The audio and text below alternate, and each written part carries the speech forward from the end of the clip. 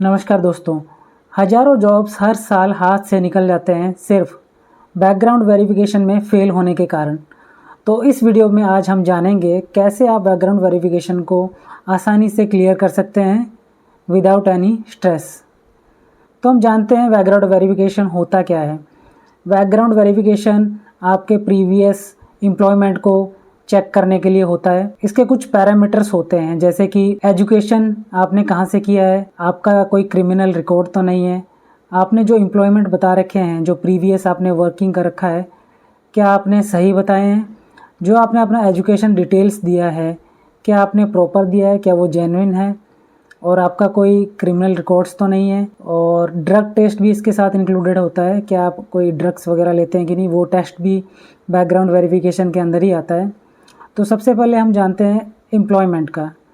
जैसे आप किसी नेक्स्ट कंपनी में जाते हैं, स्विच करते हैं जॉब को, तो आपको रिज्यूमे में मेंशन करना होता है आपने प्रीवियस कौन कौन सी कंपनी में काम किया हुआ है, और उसकी सारी डिटेल्स आपको सामने वाली कंपनी को प्रोवाइड करना होता है।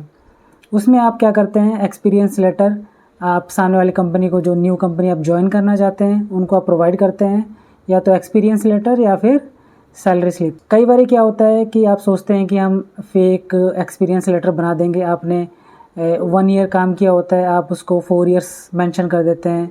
और सैलरी स्लिप में भी आप क्या करते हैं, आपकी सैलरी कुछ होती है, आप उसको बढ़ा के कुछ दिखा देते हैं।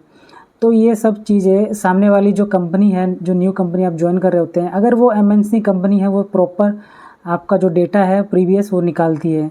वो कैसे निकालती है, जैसे मान लीजिए आप प्रीवियस कंपनी में वर्क कर रहे हैं, तो उस प्रीवियस कंपनी को वो मेल के थ्रू वो कम्युनिकेशन करती है और आपका प्रॉपर डाटा उनसे मंगवाती है।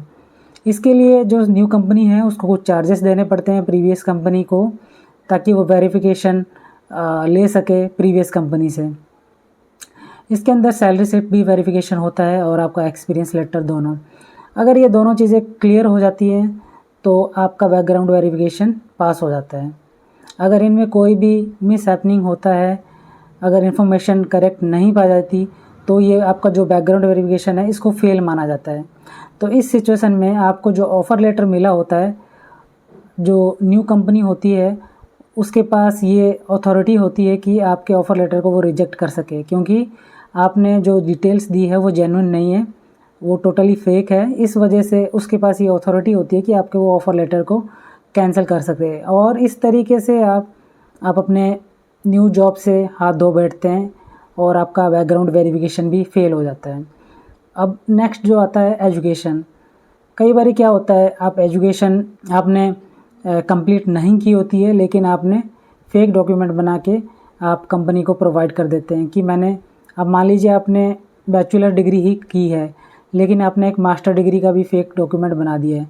तो ये चीज़ें भी जो न्यू कंपनी है वो चेक करती है। यूनिवर्सिटी को डायरेक्ट वो या तो फिजिकल विजिट के थ्रू, उनके कुछ एम्प्लॉई होते हैं जो जाते हैं यूनिवर्सिटी में और आपके रोल नंबर के हिसाब से आपका जो एजुकेशन डॉक्यूमेंट्स है वो वेरीफाई करते हैं क्या ये जेन्युइन है या नहीं। अगर वो जेन्युइन होता है तो आपका बैकग्राउंड वेरिफिकेशन वो क्लियर हो जाता है। अगर उसमें कोई भी प्रॉब्लम दिखाई देती है या फिर फेक डॉक्यूमेंट लगता है तो वहाँ पे आप फेल हो जाते हैं और आपका बैकग्राउंड वेरिफिकेशन वहाँ पे फेल हो जाता है। बात आती है क्रिमिनल रिकॉर्ड्स की। कंपनी ये भी चेक करती है कि आपका कोई क्रिमिनल रिकॉर्ड तो नहीं है प्रीवियस, क्योंकि कंपनी किसी भी ऐसे व्यक्ति को अपने कंपनी में ज्वाइन नहीं करवाना चाहती जिसका कोई क्रिमिनल रिकॉर्ड वगैरह है। ये चीज़ें भी कुछ इंटरनल सॉफ्टवेयर होते हैं बैकग्राउंड वेरिफिकेशन टीम के पास, जिसके थ्रू आपका नेम्स और आपके डिटेल्स डाल के, एड्रेस वगैरह डाल के वो आसानी से निकाल सकती है कि आपका जो कोई क्रिमिनल रिकॉर्ड है या नहीं। अगर इस चीज़ में भी आपका कुछ क्रिमिनल रिकॉर्ड निकल के आता है तो उस कंडीशन में भी आप बैकग्राउंड वेरिफिकेशन में फ़ेल हो जाते हैं और आपका ऑफ़र लेटर डेफिनेटली रिजेक्ट हो जाता है। तो इन चीज़ों का हमें बहुत ध्यान रखना पड़ता है किसी भी बड़ी कंपनी को ज्वाइन करने से पहले, क्योंकि कोई भी बड़ी कंपनी अपने एम्प्लॉय का हर डिटेल्स चेक करती है जेन्युइनली। अगर उसको लगता है कि ये सारी डिटेल्स करेक्ट हैं और इसमें कोई भी प्रॉब्लम नहीं है, तो आपको जो ऑफ़र लेटर मिला होता है वो एक्सेप्टेड हो जाता है। अदरवाइज़ आप ज्वाइनिंग के बाद भी आपका जो ऑफ़र लेटर है वो रिजेक्ट हो जाता है और आपको जॉब से निकाल दिया जाता है। तो इस तरीके से कुछ डिटेल्स है जो आपको फॉलो करनी है। आपको कोई भी इन्फॉर्मेशन गलत नहीं देनी है आपके रिज्यूमे पे, ताकि आपको ऑफ़र लेटर मिल तो जाए लेकिन वो कुछ दिनों बाद आपको पता लगे कि आपका जॉब आपके हाथ से चला गया है, क्योंकि आप बैकग्राउंड वेरिफिकेशन में फ़ेल हो गए हैं।